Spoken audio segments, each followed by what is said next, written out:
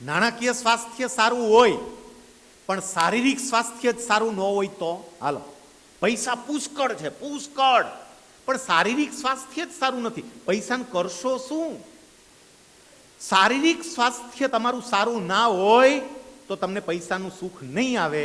એટલે નાણાકીય સુખ કરતાં પણ બીજું મહત્વનું સુખ આવે છે, અને એ છે શારીરિક સુખ, શારીરિક તંદુરસ્તી. મારી શારીરિક તંદુરસ્તી જળવાય એ મારે જોવું પડે.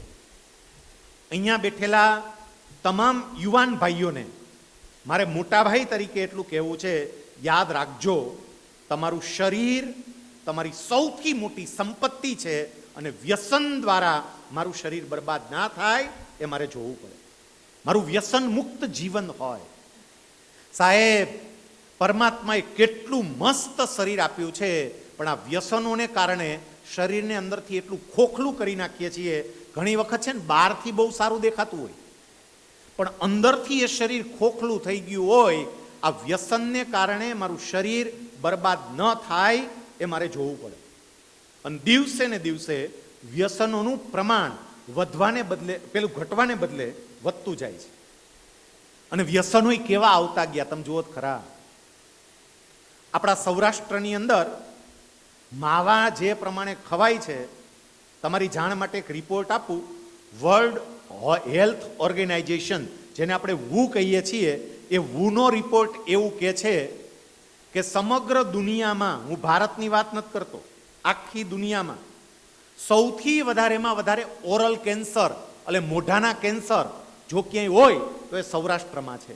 સૌથી વધારે આપણા સૌરાષ્ટ્રમાં. કેમ? હાલતું જ સમજો, આમ જ સતત. જરાક વિચારજો. હું એવું નથી કહેતો કે તમે ખોટું જ કરો છો, એવું કહેતોય નથી. વિચારજો આ બાબતે. કેટલાક લોકો એવું કે આ ભાઈ બોલવા આવ્યા હે, એ બોલ્યા કરે, કાંઈ ફેર ન પડે. સાહેબ, અત્યારે તમને કાંઈ ફેર નથી પડતો, પણ એક વખત તમારા શરીરના કોઈ અંગને ફેર પડ્યો ને પછી ખબર પડશે.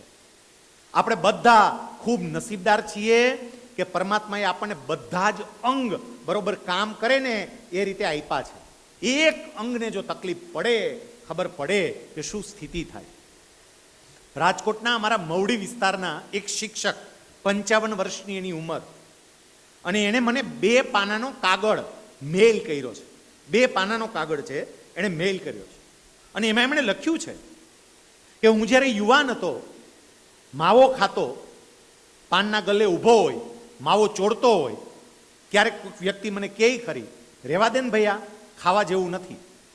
અને એ વખતે હું એની હારે દલીલ કરતો કે આપણા ગામની ફલાણી વ્યક્તિ અને ફલાણી વ્યક્તિ આટલા માવા ખાય છે, આટલી બીડી પીવે છે, એને કોઈને કાંઈ થયું કોઈને કાંઈ નથી થયું ને તો ન થાય. અને સામે બીજી દલીલ કરતો, આ વ્યક્તિ અને આ વ્યક્તિ એને જીવનભર કોઈ વ્યસન નથી કર્યું, થયું ને એને થવાનું હોય થાય, બાકી કાંઈ ના થાય.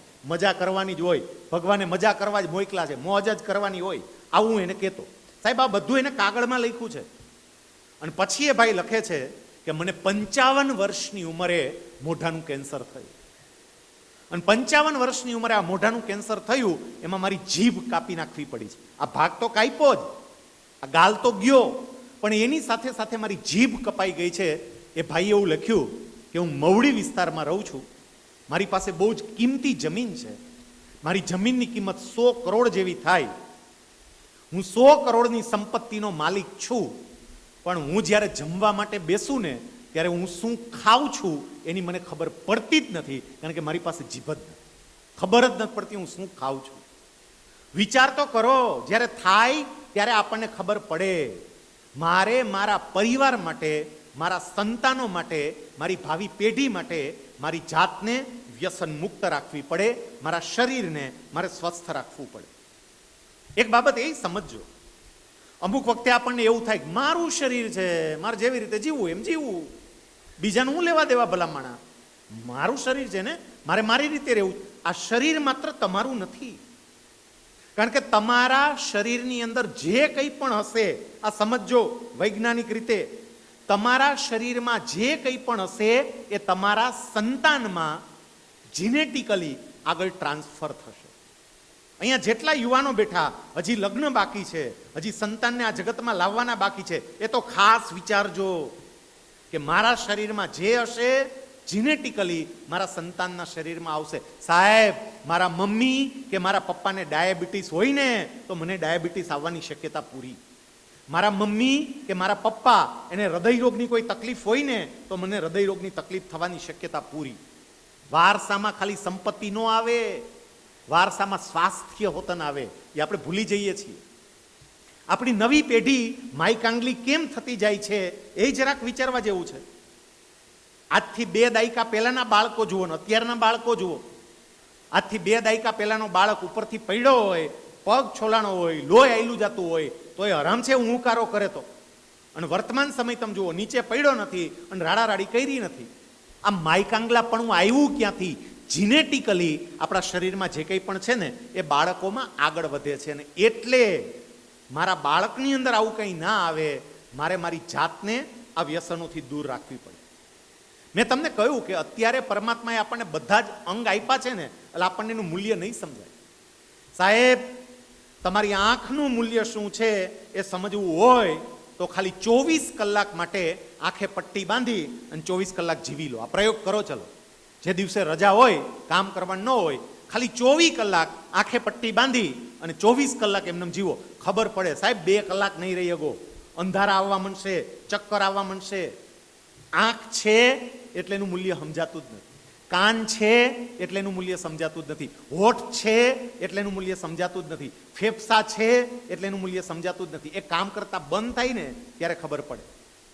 BAPS સંસ્થામાં અમારા વિદ્વાન વક્તા છે પૂજ્ય અપૂર્વ મુનિ સ્વામી. અપૂર્વ મુનિ સ્વામીની કથાઓ સાંભળવી ખૂબ ગમે. ખૂબ સારા સંત, ખૂબ સાધુતાવાળા સંત, વિદ્વાન સંત. અને અપૂર્વ મુનિ સ્વામીને અત્યારે આંખનો ડિસ્ટોનિયા થયો છે. એની આંખની પાપણ છે ને આમ નીચે પડી જાય, નીચે પડેલી જ રહે. આંખની પાપણ ઊંચી જ ના થાય. આંખની પાપણને ઊંચી કરવી હોય ત્યારે એને 2 આંગળીથી આમ પકડીને આમ ઊંચું કરીને આમ જોવું પડે. આંગળી લઈ લે એટલે ફટ કરતી નીચે પડી જાય. અત્યાર સુધી કદાચ આંખનું મહત્વ ના સમજાય, પણ હવે ખબર પડે કે આંખનું મહત્વ કેટલું છે. આ ભગવાન ખાલી આમ પપ્પટ પપ્પટ આમ પાપણો થાય છે ને એમને નથી થતું ભાઈ. આ બહુ અગત્યનું છે. કેટલો સમય સુધી એમને લુબ્રિકેન્ટ અંદર થયા કરે. પરમાત્માએ એટલી સરસ મજાની સિસ્ટમ ગોઠવી અને આપણને આપી છે, પણ ખબર નહીં હારું આપણે સિસ્ટમ ખોરવી નાખી બધી.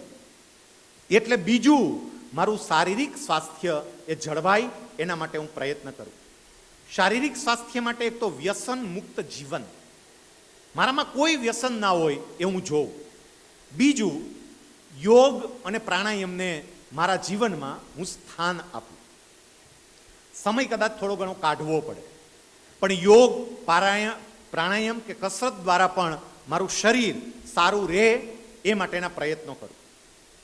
પરમ પૂજ્ય પ્રમુખ સ્વામી મહારાજ, જો હું ના ભૂલતો હોય તો, જ્યારે બાપભાઈ જસભાઈ પટેલ આપણા ગુજરાતના મુખ્યમંત્રી હતા અને જ્યારે પરમ પૂજ્ય પ્રમુખ સ્વામી મહારાજને મળ્યા પછી બાપભાઈએ પ્રમુખ સ્વામી મહારાજને એવું પૂછ્યું હતું મુખ્યમંત્રી તરીકે કે સ્વામી તમે વોકિંગ કરો છો? એટલે બાપા કે વોકિંગની જરૂર શું, પ્રદક્ષિણા કરીએ, દંડવત કરીએ, બધે બહાર જતા હોય તો વોકિંગ થઈ જ જાય. અને એ વખતે બાપભાઈ જસભાઈ પટેલે એવું કહ્યું હતું કે બાપા એ વાત તો બધી બરોબર છે, પણ નિયમિત રીતે વોકિંગ કરવાનું રાખો. અને પ્રમુખ સ્વામી મહારાજે એ વોકિંગ શરૂ કર્યું. સાહેબ, એમની નાદુરસ્ત તબિયત હોય, બહાર વોકિંગ ના કરી શકતા હોય તો ટ્રેડમિલ પર પણ ચાલતા અને રેગ્યુલર વોકિંગ કરતા. આજે મહંત સ્વામી મહારાજ પણ 91 વર્ષની ઉંમરે એનું શરીરનું સ્વાસ્થ્ય જળવાઈને એ માટેના પ્રયત્નો કરે છે. કારણ કે ભગવાને આપેલી બહુ અમૂલ્ય મિલકત છે, એને જાળવવી તો પડે ને. મારા અંતિમ શ્વાસ સુધી મને કોઈ સાથ આપે એવું કોઈ તત્વ હોય તો એ મારું શરીર છે. અને એ શરીરનું જતન કરવું એ મારી ફરજ છે. શરીરના જતન માટે મારે ત્રીજી બાબત ધ્યાનમાં રાખવી પડે કે બને એટલો બહારનો ખોરાક ખાવાનું બંધ કરો. કેટલાક બહેનોને તો અઠવાડિયામાં 2 દિવસ બહાર જવું જ પડે. બોલો, ઓલાને બિચારાને પોહાય તોય ભલે અને ન પોહાય તોય ભલે, બહાર તો જવાનું જ.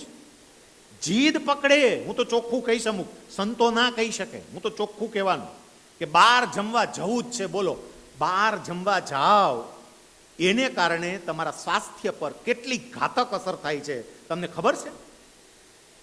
તમે પ્રોટીન મળે એટલા માટે પનીરનું શાક ખાવ, પણ એ પનીર કેમિકલ યુક્ત હોય ને કેમિકલમાંથી બન્યું હોય એ તો આપણને ખબર નથી. ગાયના દૂધમાંથી ભેંસના દૂધમાંથી બનાવેલું નથી. અને એ પનીર ધાબડી જાય કે મને પ્રોટીન વધશે, પ્રોટીન વધશે. પ્રોટીન નહીં, પીડા વધે. બહારનું ખાવાનું શક્ય હોય એટલું હું ટાળું, બંધ કરું. સ્વામિનારાયણ ભગવાને અને આખી ગુણાતીત ગુરુ પરંપરામાં બધા ગુરુઓએ એટલે જ આ આજ્ઞા કરી છે કે બહારનું જમવાનું બંધ કરો, તમારું શરીર તો સારું રહે. ખોરાકની અસર મન પર પણ થતી હોય એટલે વિચારેય સારા રહે, બે શરીરેય સારું રહે, વિચાર પણ સારા રહે. એટલે બીજું સ્વાસ્થ્ય જેની મારે તમને વાત કરવી હતી તે એ બીજું સ્વાસ્થ્ય એટલે મારું શારીરિક સ્વાસ્થ્ય. કારણ કે માત્ર પૈસા હશે તો એનો આનંદ નહીં આવે. પૈસા હોવાની સાથે સાથે મારું શરીર પણ સારું હોવું જોઈએ. ત્રીજું સ્વાસ્થ્ય, કદાચ માની લો કે મારી પાસે ખૂબ સારા પૈસા છે, મેં ભેગા કર્યા, હમણાં કહ્યું એ પ્રમાણે બચત કરી કરીને, રોકાણ કરી કરીને, ખોટા ખર્ચા બંધ કરીને, મારું શારીરિક સ્વાસ્થ્ય પણ બહુ સરસ છે.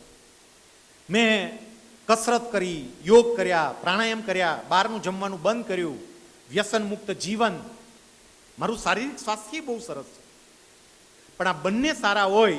હવે ત્રીજું સ્વાસ્થ્ય, જો તમારું માનસિક સ્વાસ્થ્ય સારું ના હોય તો, તમારું મન શાંત ના હોય તો,